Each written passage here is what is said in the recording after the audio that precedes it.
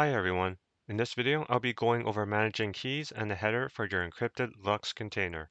If you had installed Linux Encrypted, it's recommended to have a recovery password just in case. I'm running Linux Mint, and in the installation, it will give the option to create a recovery key, and inside the recovery file is another key. We can see it's a list of numbers that you would enter instead of your password to decrypt your LUKS container. Now, if you don't have one, that's fine. You can easily create another key. So to add another key, I'm going to use crypt setup. I'm going to open up a terminal, sudo in, put in my password. I'm going to run block ID and grep for the LUKS to see which partitions use it. And here I just have SDA3 that's using LUKS. Before adding in the key, I'm going to do a LUKS dump.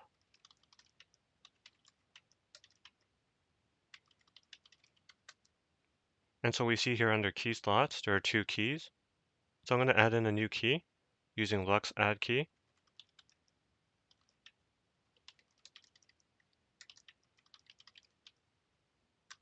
And it's asking me to enter in the existing passphrase, so an existing key that I have. And here it's asking for a new passphrase for the key slot. And to verify, and it's been added. And if I do a LUKS dump again, we see it's in key slot number 2. And to remove the key, I can use LUKS remove key.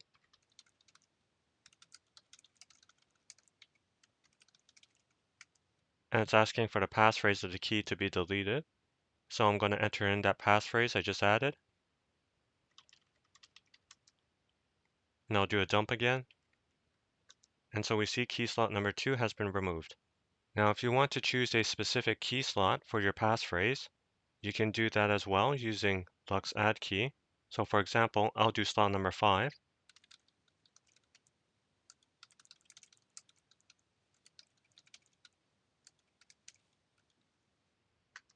And enter in my passphrase.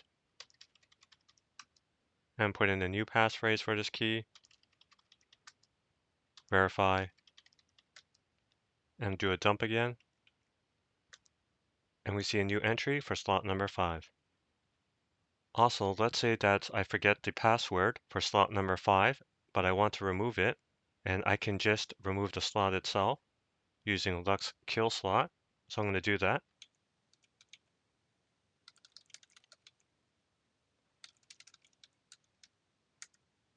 And then enter in another passphrase, and then do a dump.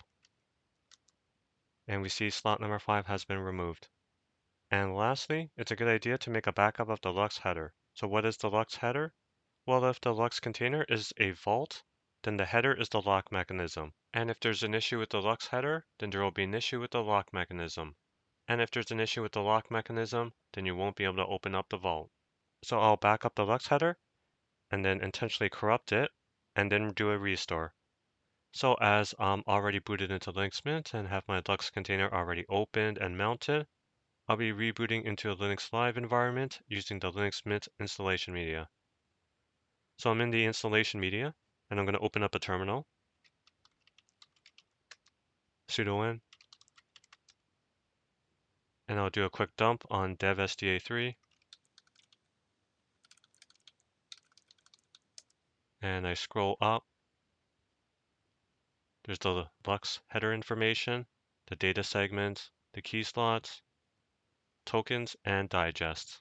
Now I'll create a backup of the header.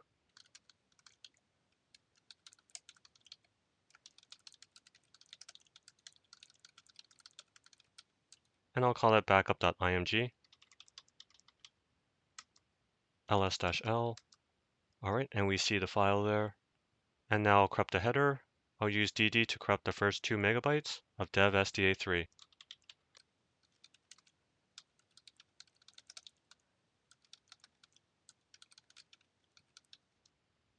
All right, and if I do a dump now,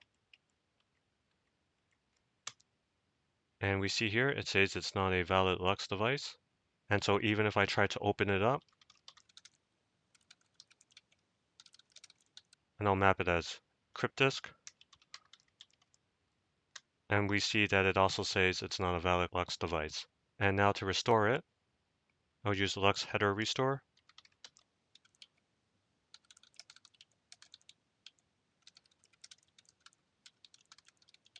And then the backup image.